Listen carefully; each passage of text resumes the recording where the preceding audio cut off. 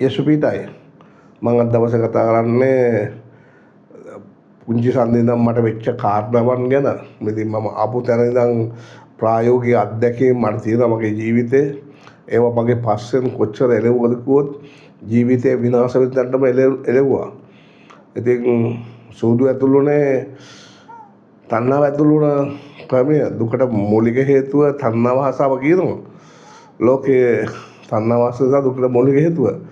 ඒක තමයි දුකටපත් වෙන්නේ. ඉතින් මට පොඩි කාලේදී මම හරි ආසයි මේ ජිල් බෝල ගහන්න, කැට ගහන්න. ඉතින් මම බස් ටිකට් සල්ලි නැහැ. බස් ටිකට් වල තමයි ගහන 7:05ට බස් දුර කාලේ. ඉතින් ඒ ටිකට් හවලන්න මම දාබර මාදන් නාරායන හන්දිරංග යන පාර දෙකේ අවුරුදු 8ක් විතර වගේ ඇති. ඉතින් ඒක එකතු කරගෙන ඇවිල්ලා බෝල ගහනවා. අයවත් හැන්දාරන පරදුනා පාසේ. ඔහොම ඉතින් ඒකට හරි ආසාවක් ඇතුවා. යාළුවොත් එක්කලා විහිළු කරනවා, ගහ ගන්නවා. යාළුවෝම තමයි පස්සෙන් දැඟලුවේ. මොකද පවුල් 10ක් 5ක් එකතු වුණාම යාළුවෝ අතර එකතු වුණාම එයාගේ පවුලේ මෙයාගේ පවුලේ තියෙන ඔක්කොම දොස් තමයි අරන් ඉන්නේ.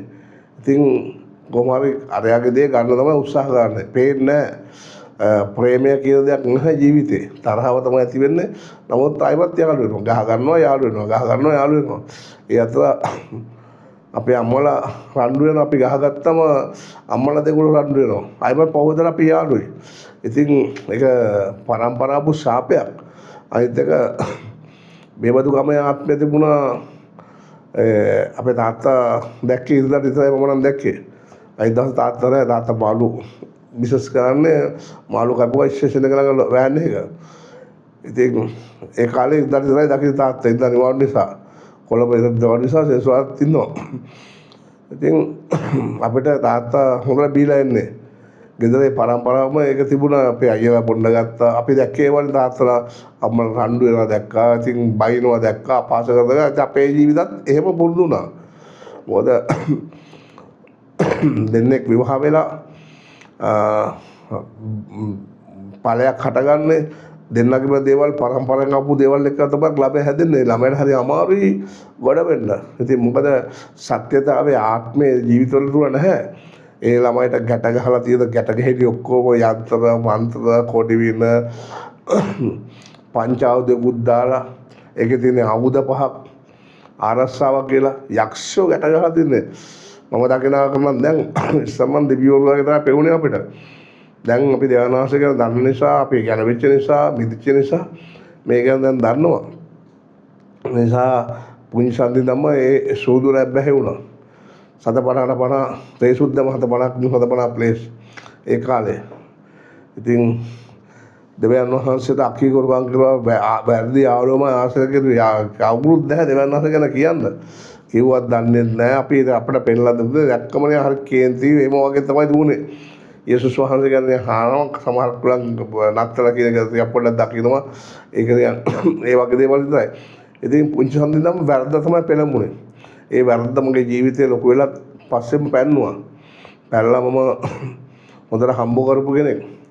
ඒ හම්බ කරපු ඔක්කොම දේවල් සූදුවටයි අරක්කු වලටයි කුඩු වලට ඊට පස්සේ ඒවට ඒ හැමතැනම වැටුණා ජීවිතේ. ඒවට තමයි යමු උනේ. ඉතින් ගෙදර කෑමක් නැහැ. ඒ තරම් අසරණුණා. දෙවියන් වහන්සේ අඳුරගත්තන් පස්සේ මේ ජීවිත වෙනස් වෙන්න ගත්තේ. ඉතින් ළමයි වුණත් පොඩි ඡන්දයක් හදනකොට ළමයා ගැන බලන්න ඕනේ. ඇත්තටම අපේ ගෙවල් වලින් බැලුවා. අපේ තාත්තා අපිට මට දඬුවම් කරලා තියෙනවා. තේරෙන්නේ නැහැ. යාළුවෝ ගැන තමයි ආසාව තියෙන්නේ. ආදරේ අඩුයි හැබැයි. ආදරේ කරන්න ආදරේ නැහැ. ඉඹින්නේ ඒ වළඳ ගන්නේව නැහැ. ඉතින් ඒ නිසා අම්මා ආදරේ. නමුත් වැඩි කාලයක් ගත කරන්නේ යාළුවොත් එක්කලා. ඉස්කෝලේ යන්නේ නැහැ. ඒ වගේ ඉස්කෝලුත් කට් කරනවා. ඒ වගේ නරක මිත්‍රටියක් තමයි අංශ කිරුවේ ජීවිතේ. ඉතින් ඒක ඒ ළමයිකමක්වත් අම්මලා තාත්තලාගේ තුවක්වත් නැහැ. පරම්පරාවේ ශාපය. ආදම් සාහේව පව් කරපු දායේ නම් මුළු පරම්පරාවන් මේ ලෝකේ පවතින හැම જાතියක් තුළම ඒ යක්ෂයාගේ අන්ධකාරය පවත්වාගෙන යනවා හැමතැනම. නමස්කාරයන් විවිධ ක්‍රමයේ. මොකද යේසුස් වහන්සේ පමණයි මරණ නැගිටින්න කවුරුත් මරණ නැගිටින්නේ නැහැ. ඒ නැගිටිච්ච ජයග්‍රහණ ජීවිතය අපිට බුද්ධ විඳින දයානාසික උන්වහන්සේගේ කරුණාව අපිට හම්බ වුණා. අපිට පණිවිඩයේ එළිදරව් වුණා දෙවියන් වහන්සේ කාරණා. ආපෙන්නෝ ඒත් ප්‍රතික්ෂේප කරුවා. නමුත් දෙවියන් වහන්සේ හොයන්න උනා ජීවිතේ. හොයන්න ගත්තම තමයි ඇත්තටම හරි ප්‍රීතියෙන් ඉන්නේ. ඒ දවස්වල මම දන්නවා අපේ නැන්දම්මගේ පැත්තේ රන්නුයි මාමණ්ඩි නැන්දම්මයි. අපේ පැත්තේ රන්නුයි. ඉතින් අපි දැන් හරි සතුටින් ඉන්නවා අපේ ජීවිතවල. අපේ නෝනගේ 60 වෙනි උපන්දිනේ 24 වෙනිදා 7 වෙනි මාසේ. ඉතින් අපි සතුටින් දෙවියන් වහන්සේ නමස්කාර කරලා ප්‍රශංසා කරලා හොර කේක් එකකුත් කැපුවා සතුටි. ඇත්තටම ඒක අපේ අම්මලා තාත්තලාට නැන්දම්මලා මාමලට ඒව තිබුණේ නැහැ.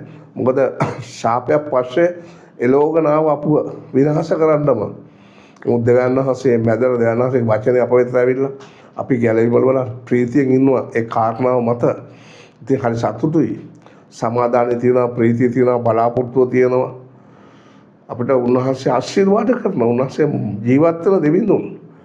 ඒ දෙවියන් වහන්සේට පුළුවන් උන්වහන්සේ අත කොටලාකත් නැසස කම්බිල කරන අපගේ අපරාධ කියලා පෙන්වලා ඉන්නේ කියලා දේ වචනේ කියනවා. ඉතින් දෙවියන් වහන්සේගේ වචනය තමයි අපව ධෛර්යමත් කරේ, ශක්තිමත් කරේ, කතා කරන්නේ, බලාපොරොත්තු ඇති කරේ. උන්වහන්සේ යහපත් පුදුම දෙවිඳුන්. ළමයිව පුංචි සන්දිදම්ම හැම දෙයකින්ම බලා ගන්න ඕනේ. මොකද ළමයෙකුට වැඩි දෙයක් ඇලුම් වෙනවාද ඒකෙන් බලක්වන්න ඕනේ. එයා වැඩි ආසාවක් කරන්නේ මොනවාද? ඒක නවත්තන්න ඕනේ. වෙන දෙයකට යොමු කරන්න ඕනේ. උපක්‍රමශීලීව වෙන දේවල් වලට යොමු කරන්න. මේක කරමු කියලා වෙන දේවල් වලට යොමු කරන්න ඕනේ. කවුරු හරි එයා උත්සාහ කරනකොට අපව ඒකට එයාව වෙන දෙයකට යොමු කරන්න ඕනේ. කඩන්න ඕනේ. නැත්නම් ඒ ආසාව පස්සේ යන්නේ මොනවාද? යාළුවා ආසෙද අපි වහන ආසාවේද මොනහරි ආසාව පස්සේ වැඩිපුර එළවනොත් ඒක කඩන්න ඕනේ. ඒ කැඩුවොත් මොකද ළමයා අනිත් තැන් වලට යොමු කරන්න පුළුවන්. ඒක පුළුවන් වෙන්නේ දෙවියන් වහන්සේගේ ප්‍රඥාව ඕනේ. ඉතින් දෙවියන් වහන්සේ අඳුරු කරගෙන පමණයි මේ ප්‍රඥාව තියෙන්නේ. ඉතින් මේ ප්‍රඥාවෙන් යොමු කරන බෙදිලා යනවා හැම කාරණාවක් තුළ. හැම කාරණාවක්ම දැනගන්නවා. නැත්නම් එක කාරණාවකට හිරවුනොත් කාර්යය යාළුවා ආශ්‍රය මද්දව පැත්තට ගියා. ඉතින් ඒ ළමයා විනාශයි. අද විනාශ වෙලා පේනවනේ අද දවසේ අපි අහන දේවල් කොච්චර මිනිමැක්නවද මේ කාරණාව නිසා. කොච්චර සෞත්‍ර ජීවිත වර්ධයා කියන කාරණේ නැති වෙලා යනවා. මනුෂ්‍යයා බෝවීම නැති වෙලා යනවා. ඉතින් මේ උදහස් යක්ෂයන්ගේ ජීවිතේ විනාශ කරන්න. අන්ධකාර ආත්මෙද. ඉතින් සාතන් ගිසෝ පොඩි කරලා තියන්නේ. ඉතින් යේසුස් වහන්සේ කෙරුවා. ඉතින් යේසුස් වහන්සේ රාජ්‍ය යහපත්කම ධර්මිෂ්ඨකම සර්ව සම්පූර්ණකම සොයනවට සියල්ල උන්වහන්සේ දෙනවා. උන්වහන්සේ ප්‍රේමණීයයි, මහිමය, සතුට දෙවිඳුන් හොයන්න උන්වහන්සේව. ඉතින් හරි විදියට ළමයිව හැන්ඩල් කරන්න ඕනේ. ඒක තමයි අම්මලා තාත්තලා ප්‍රීති වෙන්න පුළුවන්. නැත්නම් අම්මලා තාත්තලා දුක් අදෝනාවක් මත වැළපීම මත ජීවත් වෙන්නේ. අපිත් එහෙම ජීවත් වුණා. දෙවියන් වහන්සේ ස්තුතියි. දැන් දරුවෝ ටික හරි හොඳයි. යහපත්. ඉතින් වැරදි කරගන්න ප්‍රේම කරලා ආදරෙන්ම දිනා ගන්න ඕනේ. නපුරට කරන්න දෙන්නේ යහපතම පමණයි. නපුරට අයහපත කරන්න බෑ අපිට.